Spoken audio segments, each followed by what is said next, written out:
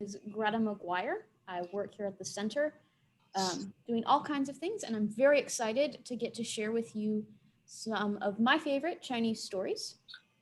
These are related to the Chinese New Year.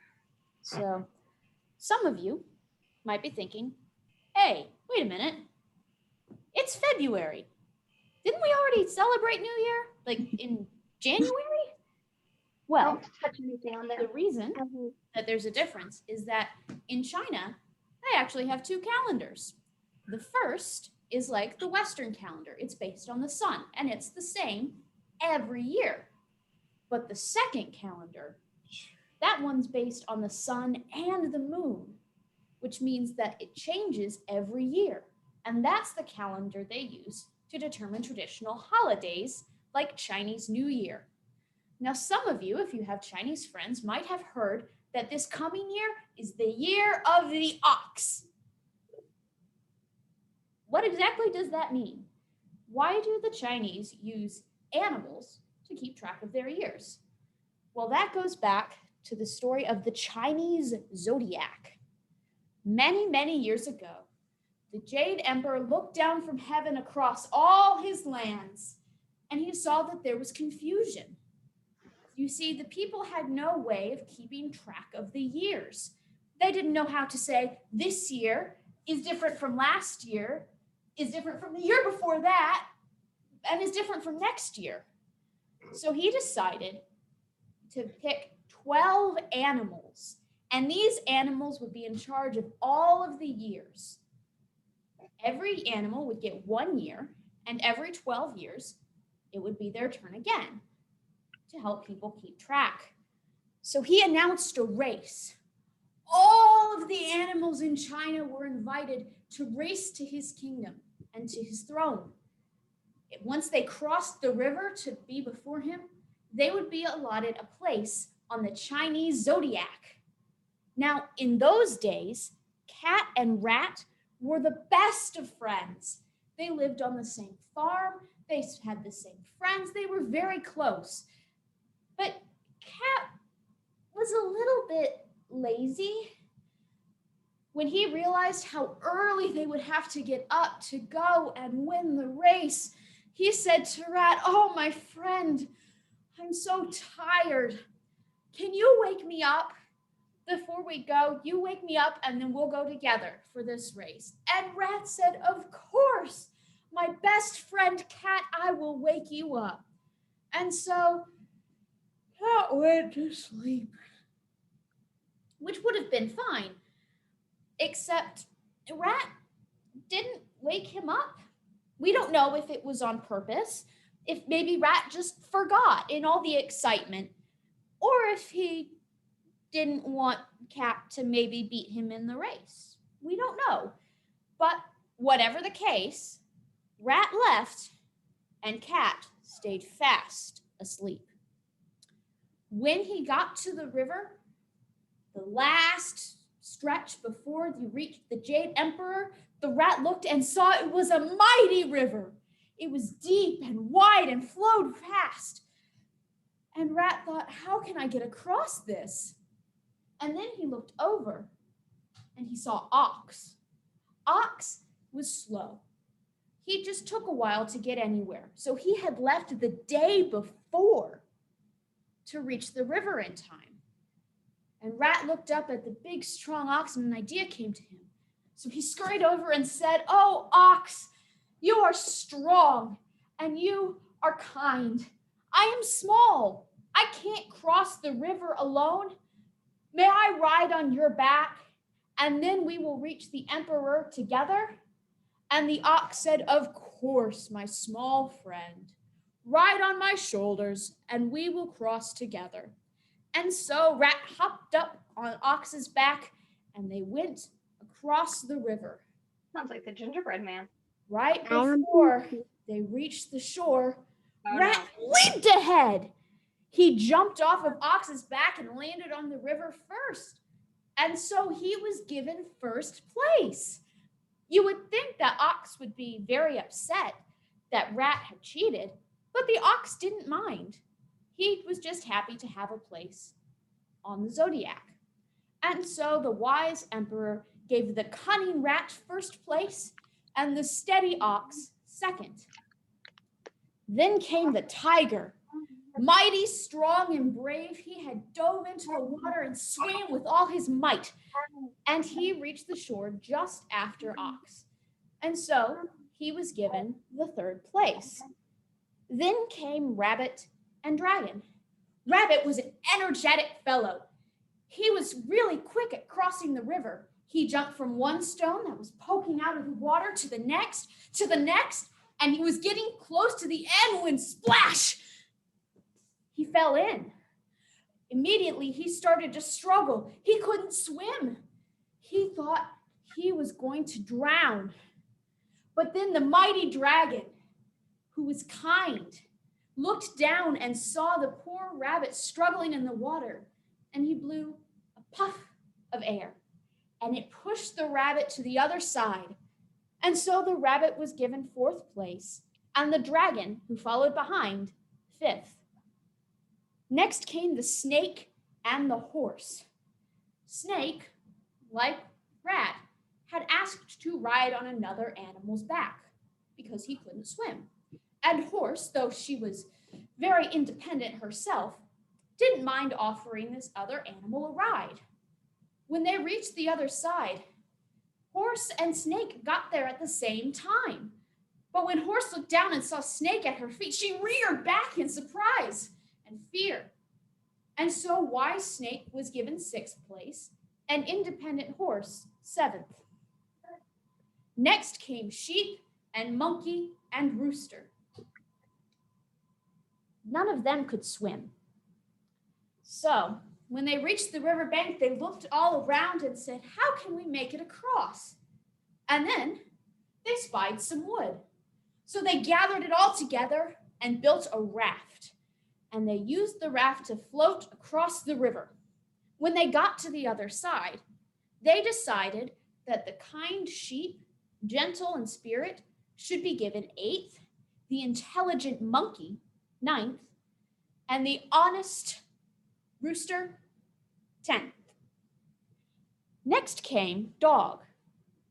Now, interestingly enough, dog was actually the best swimmer of them all. So why did he come in last? Well, dog had gotten to the river fairly early, but he had seen that cool water in the shallows, and he just couldn't help himself. He jumped in and he started splashing around and swimming and laughing, and he was just having a grand old time. And then he realized that the race was almost over and that there were only 2 spots left, and he shot across the water as fast as he could, and he was given 11th place. Finally, along came Pig. Pig had also gotten up early, like Ox, to get into the competition. But he was easily distracted. He saw some roots and thought, "Ooh, that'd be a nice snack." And then some berries, and oh, wouldn't that be the best dessert? And so on and so on. When he reached the river, he almost didn't get in. It was so strong. But he was a brave pig, and so he swam across, slow and steady, and was given 12th place on the zodiac. And so the order of the years was arranged.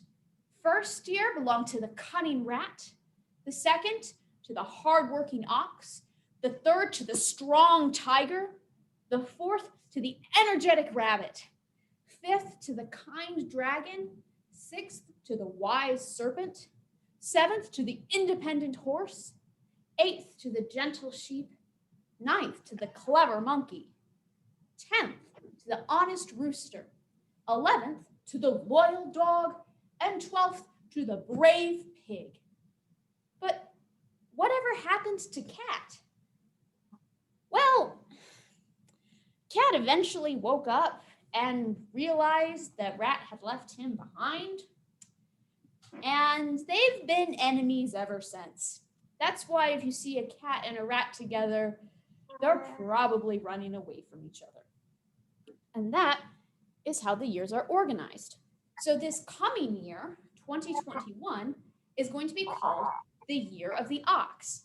Any babies who are born in this year are going to be called oxen. Now, in China, some people attach a lot of importance to the animal whose year you're born in. They think you're going to be just like that character from the story. Some people just think it's a fun little thing to remember. Whatever the case, babies this year will be known as oxen. Babies born last year will be rats. My baby sister, who was born in 1999, is considered a rabbit. And my older sister, who was born in 1993, is considered a rooster. Do we have anybody here who was born in the year of the horse? Anybody here? You can stick up your hands. I'll see if I can see you. No? Anybody here from the year of the monkey? Yep, there's a year of the monkey. What about the year of the sheep? How about the snake? Dragon? Yep, there's one. How about the rabbit? Any other rabbits, like my sister? Hey, there's one. What about tiger? I'm a tiger. How about any oxes? Any oxen out there? What about rats? We got any rats? Anybody born in those years? What about a pig? Anybody born in the year of the pig? I got another sister born in the year of the pig. I think she's pretty great. All right, and lastly, anybody born in the year of the dog? There we go. There's one. So now you know your zodiac animals. Now, some of you might have heard people wishing each other Happy New Year, 新年快乐. We're going to learn how to say that later. Some of you might also have seen the big festivals people have for Chinese New Year. Chinese New Year is actually the first of 15 days that are spent celebrating the beginning of the new year and the coming of spring in China. People post red posters next to their doors and above their doors with good wishes for the coming year. People also light off firecrackers in the streets, and at night, massive fireworks displays light up the night sky. There's also a lot of noise. Quite aside from the firecrackers, people bang cymbals together, play on drums, play loud reed instruments called suona. Why is that? Why is there so much light and noise, and as you can see in the picture, red for Chinese New Year? Well, that all comes down to the story of the Nian. You see, the Nian was a monster, a great terrible beast who terrorized China, eating crops and animals and even people. Eventually, the people's cries were loud enough that the Jade Emperor stepped in and arrested the Nian and locked him under a mountain, which is great. We don't have to worry about the Nian anymore, right, guys? Well, for some reason, the Jade Emperor let the Nian out once every year, which, I mean, for the other 364 days, that's great. We're not going to die. On that day, it was less wonderful. And so the people in the villages gathered together to try and figure out what to do. Someone said, you know, I've heard that the Nian doesn't like the color red. I wonder if we could use that.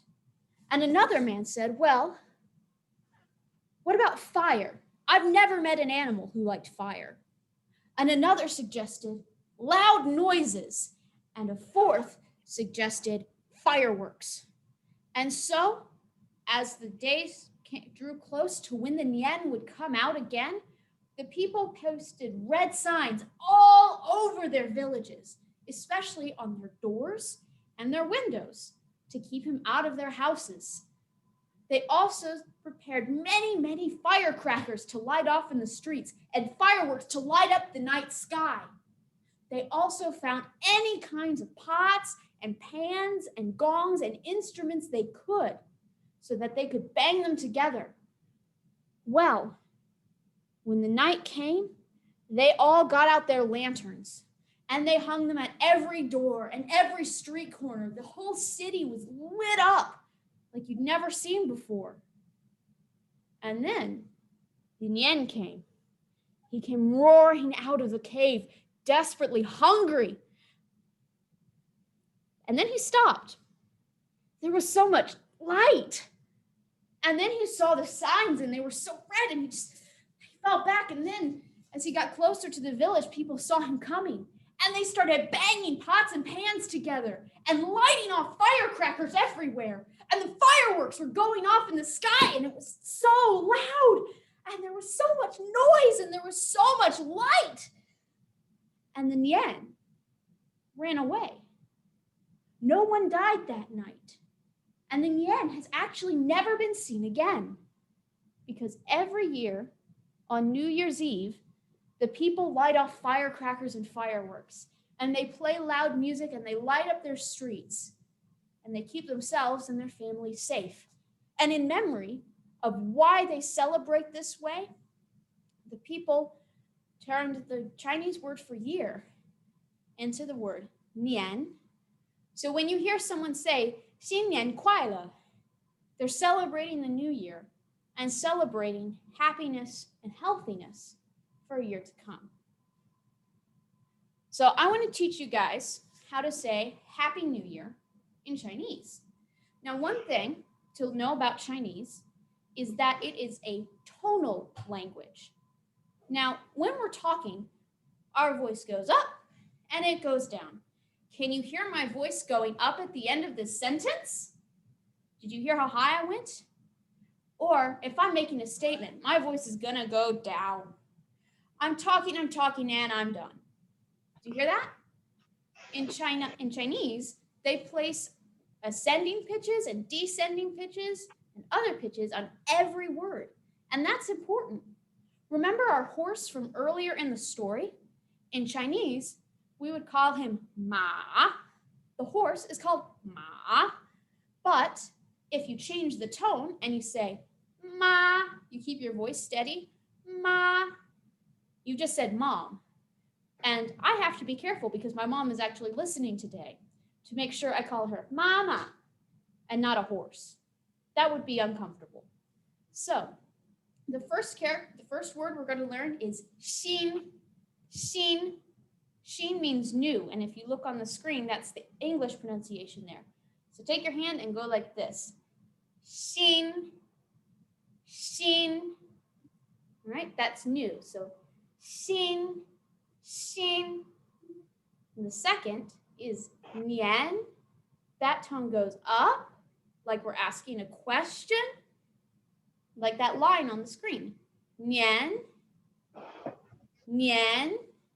So xin, nian, xin, nian. The last word on there, kuai le, is happy.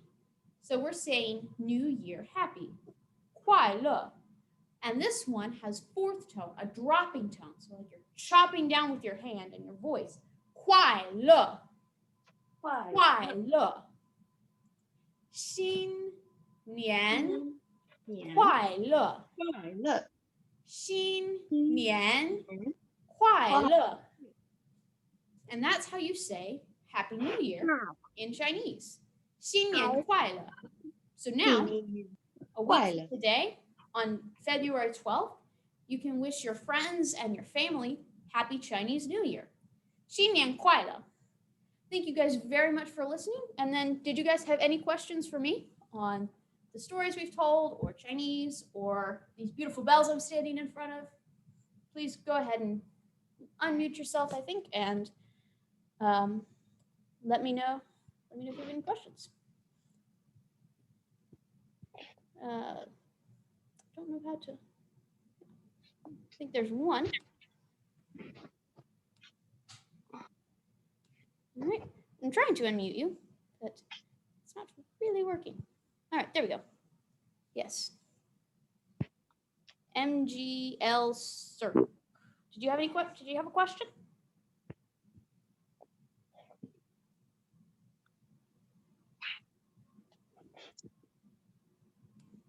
Hello? Oh, it's in the chat. That would be why. Okay. Rita Shacklet, I will try and unmute you. Ask to unmute. All right. So you should have permission to unmute yourself now. Hey. Hey. Can you hear me now? Yes, I can. Thank you. Hey, thank you so much for sharing that story. That was really, really cool and interesting. I am curious about your bells. Could you tell us about it? Maybe give us a little bit of a sound with it? Yeah. So these bells are called the bianzhong. Bianzhong. That zhong means bells. So I'm going to actually back up the camera so you guys can see a little bit better. There are actually 3 levels of bells. These are based on ancient Chinese bells that were discovered in a tomb from a man called the Marquis of Zhongyi, I think. And he lived in the 4th century AD, I believe. So a very, very long time ago. His set of bells actually had 36 massive bells. They had a whole other leg of bells on the side. These were made from molds discovered in the tombs. These are very ancient bells. And each bell actually plays 2 notes, a third apart. So here's one pitch, and then another. You hear that? You can almost play a song with just one.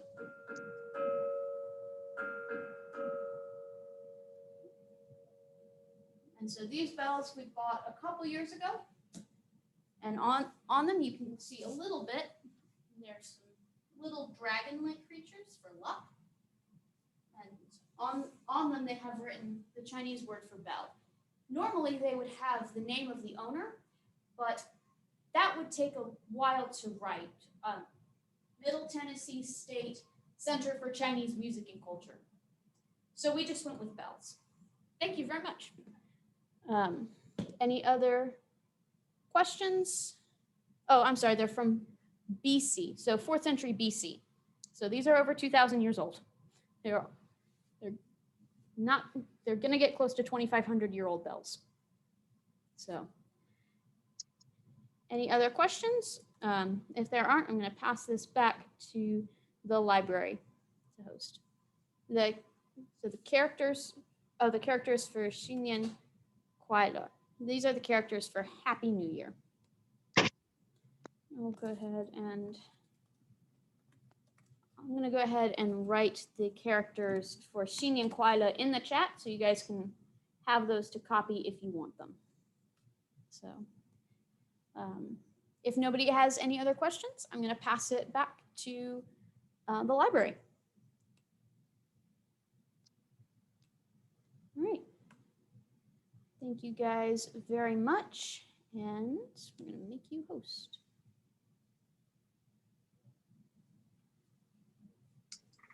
Oh man, thank you so much, Greta. That was really, really interesting and funny. I didn't know that the story about the race would be so comical, and you did it with amazing drama. Like, you had me hooked the whole time. I really appreciate it. Do you mind sharing with us one more time how to say Happy New Year? 'Cause I don't think I quite got it. Absolutely. So Xin Nian Kuai Le. So Xin Nian Kuai Le. That would take a lot more practice. That was really good. You got the tones right. So thank you so much. And I know you are working for the Center for Chinese Music and Culture. We're going to try to put like a little link or acknowledgement for y'all. So I've heard that you do guided tours. Is that correct? Both Sometimes. Virtual and in person? Yeah, we do. If y'all go to our website, we actually do have opportunities for people to make appointments and come in and look around the center. We have all kinds of cool instruments here that we would love to share with you guys. So cool. My boss plays a lot of them. I play 1 or 2. So if you guys are interested in coming, please just go to our website and we'll try and find a time to set you up. I'll post that link in the chat as well. Awesome. And how do we say thank you to you in Chinese? 谢谢. 谢谢. Very 谢谢. good. Oh, okay. Thank you. Thank you so much. I really appreciate you. And thank you guys for coming over to MGL Library. I really hope that we can have another story time like this again with you guys. So thank you very much, Greta. I really appreciate it. Thank you so Take much. care. And